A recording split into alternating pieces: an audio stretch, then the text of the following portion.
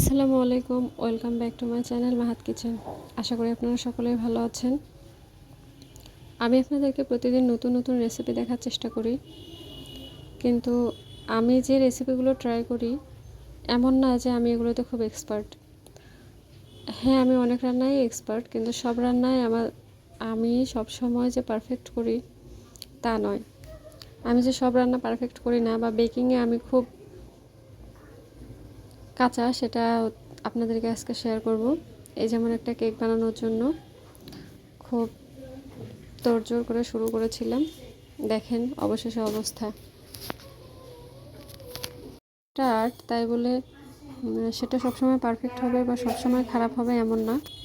সবসময় চেষ্টা করতে হবে ভালো খাবার রান্না করা। শিল্প তা আমরা সবাই জানি, এবং এখানে মনের মাধুরী মিশিয়ে রান্না করতে হবে, তবে রান্না পারফেক্ট হবে, সুস্বাদু হবে। তো প্রিয়জনের জন্য রান্না করতে হলে সেটাকে অবশ্যই মনোযোগ দিয়ে রান্না করতে হবে।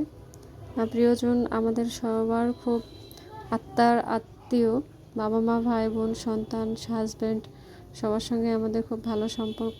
তাদের জন্য রান্না করতে হলে, তাদেরকে ভালো খাবার পরিবেশন করতে হলে অবশ্যই মনোযোগ দিয়ে পারফেক্ট ওয়েতে রান্না করতে হবে। কেকটা আমার একদম পারফেক্ট হয়নি, এই হলো অবস্থা।